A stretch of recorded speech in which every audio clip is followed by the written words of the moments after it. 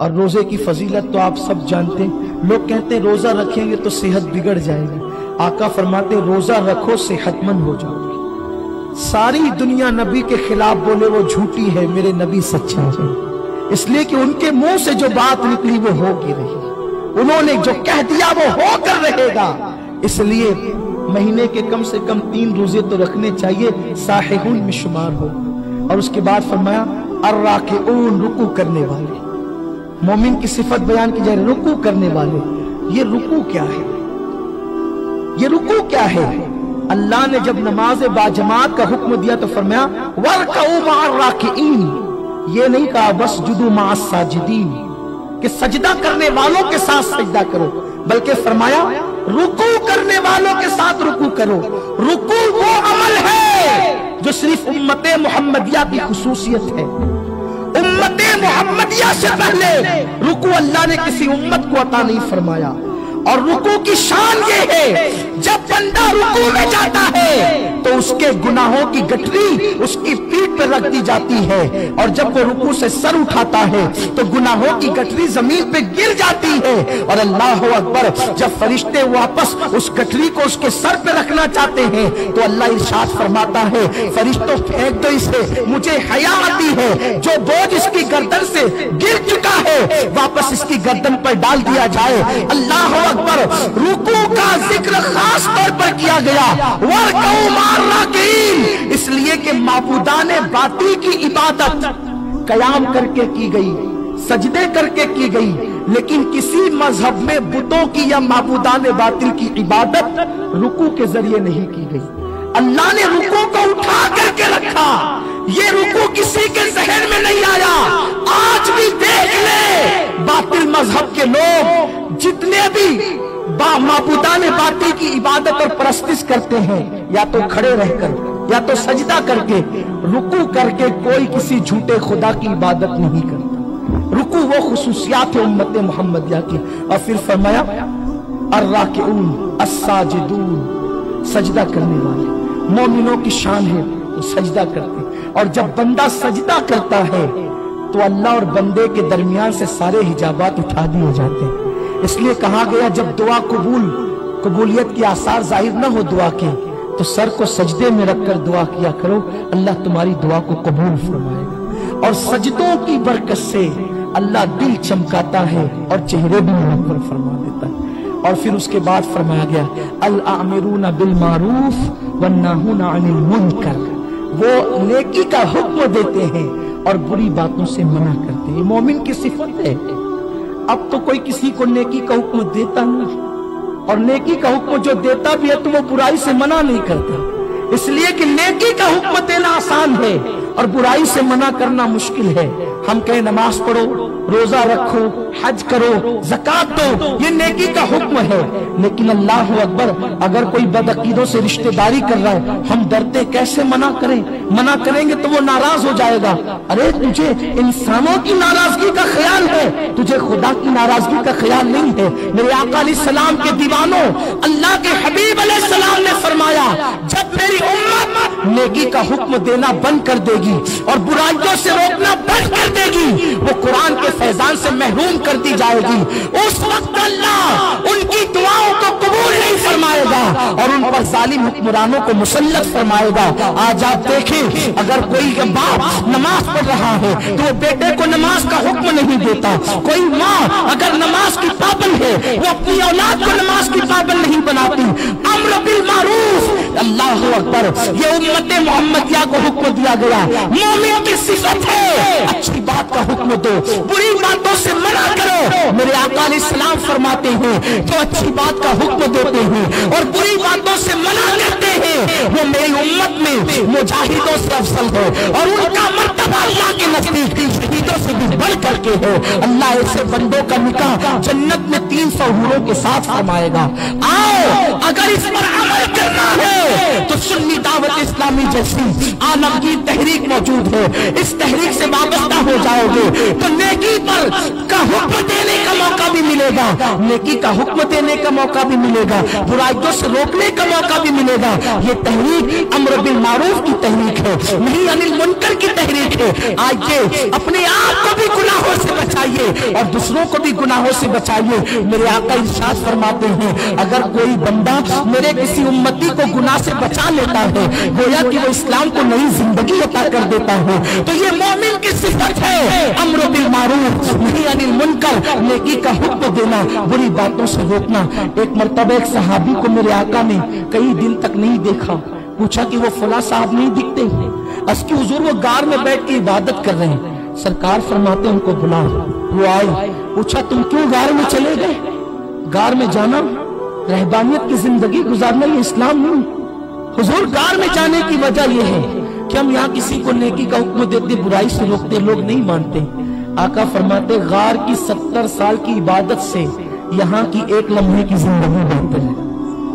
लोगों को नेकी का हुक्म दो, बुराई से। और सुनो, इस दौर में तो ज्यादा जरूरत है, अगर अपनी चीख से किसी एक का भी ईमान बच जाए, अपना बेड़ा पार। एक साहब का एक बुजुर्ग का इंतकाल हुआ। जब उनको देखा कि वो जन्नत में, पूछा आप जन्नत में कैसे चले गए? तो कहा कि हुजूर से मुझे जो निस्बत थी उसके सदके अल्लाह ने मुझे जन्नत अता की। कहा हुजूर से तुमको क्या निस्बत थी सल्लल्लाहु अलैहि वसल्लम? फरमाया कि जो निस्बत चरवाहे से कुत्ते को होती है वही निस्बत मुझे मेरे रसूल से थी। कहा मतलब ये कि जब चरवाहा बकरियां चराता है, उसकी भेड़ें चराता है, तो उस वक्त वो कुत्ता पालता है, चरवाहा कुत्ता पालता है। तो चरवाहा दरख्त के नीचे बैठा होता है, लेकिन भेड़िया या शेर और दरिंदे जब आने लगते हैं तो कुत्ते को उनकी बू आती है, तो बकरियां इधर उधर होती है, तो कुत्ता भौंकने लगता है। तो उसके भौंकने की आवाज सुनकर बकरियां दौड़ दौड़ कर अपने मालिक के पास आ जाती है और वो भेड़ों से और दरिंदों से बच जाती है। तो वो बुजुर्ग कहते हैं कि मेरे आका कब्र अनवर में आराम कर रहे हैं और ये उम्मत भोली भाली मेरे मुस्तफा की बकरियां हैं। तो जब लोग दिन का चोला पहनकर इनका ईमान लूटते थे, तो हम चीख करके पब्लिक को बचाते थे। ऐ लोगों, ये मत करो, इनके करीब मत जाओ, उनके करीब मत जाओ, ऐसा न करो। इस तरह से हम ईमान बचाते थे। अल्हम्दुलिल्लाह, ये निस्बत काम आ गई और इसी के सदके अल्लाह ने हमें जन्नत में पहुंचा दिया। तो लोगों याद रखो, अल्लाह ने आवाज दी है, अल्लाह ने ताकत दी है, अल्लाह ने ज़बान दी है, हक बोलो। अगर अपनी वजह से किसी का ईमान बच गया तो दुनिया में भी बेड़ा पार है और आखिरत में भी बेड़ा पार है। अपने किसी को नमाज की दावत दे, अपनी वजह से एक भी नमाजी बन गया, दुनिया और आखिरत में बेड़ा पार है। हम किसी को सच्चाई की तलकीन करें, एक बंदा भी सच बोलने वाला बन गया, दुनिया और आखिरत में बेड़ा पार है। अम्र बिल मारूफ, नहीं अनिल मुनकर। उसके बाद जो सिफत बयान की गई, तअमुरून बिल मारूफ व तनहौना अनिल मुनकर, अच्छी बात का हुक्म देना। अत्ताइबून अल आबिदून अल हामिदून अस्साहिहून अर्राकिऊन अस्साजिदून अल आमिरून बिल मारूफ व तनहौना अनिल मुनकर। और उसके बाद 9वीं सिफत का हुक्म दिया गया, वल हाफिजून लिहुदूदिल्लाह।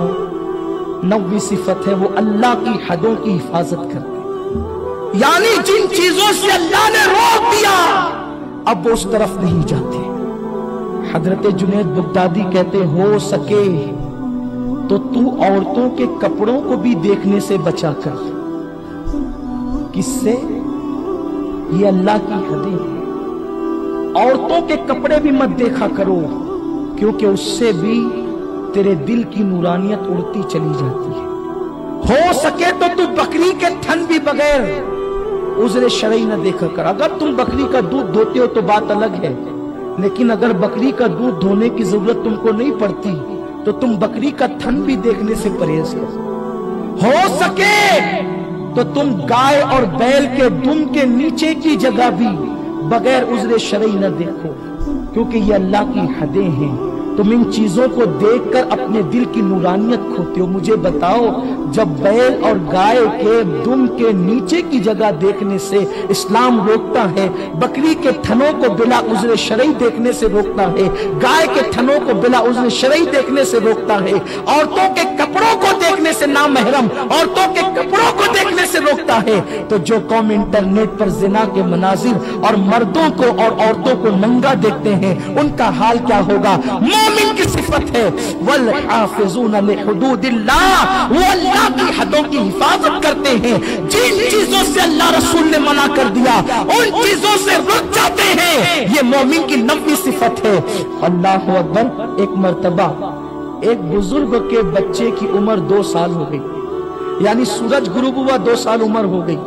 अब शाम हुई तो उनकी बीवी उनके बच्चे को दूध पिलाने लगी, तो आपने फरमाया खबरदार दूध मत पिलाओ, क्योंकि बच्चा 2 साल का हो गया और अल्लाह का हुक्म है कि बच्चों को सिर्फ 2 साल तक दूध पिलाओ। अब तुम दूध नहीं पिला सकती, ये अल्लाह की हदें हैं। मोमिन अल्लाह की हदों की यूं हिफाजत करते। सहाबे किराम जब शराब हराम हुई तो उन्होंने शराब के बर्तन भी तोड़ दिए।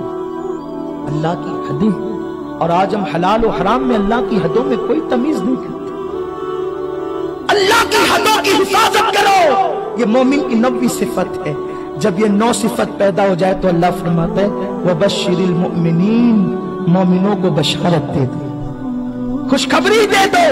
अरे जिसे कुरान खुशखबरी दे रहा है वो दुनिया में भी खुश रहेगा और आखिरत में भी खुश रहेगा। 9 सिफतें अपने अंदर पैदा करो। तौबा करने वाले, इबादत करने वाले, हम्द करने वाले, रोजे रखने वाले, रुकू करने वाले, सजदे करने वाले, नेकी का हुक्म देने वाले, बुरी बातों से मना करने वाले, अल्लाह की हदों की हिफाजत करने वाले। इस आयत में कि आईने में अपना चेहरा देखो और ये 9 सिफतों को याद कर लो और इसे अपने अंदर पैदा कर लो। अगर ये किया, इस इज्तिमा में आना कामयाब, बैठना कामयाब, जाना कामयाब। अल्लाह हमें मोमिने कामिल बना दे। दौरान गुफ्तगू अगर कोई गलती हो गई तो अल्लाह ताला माफ फरमा दे। हम सबको कहने सुनने से ज्यादा अमल की तौफीक अता फरमाए। वमा अलैना इल्लल बलाग। पर्दा मिन तौलाती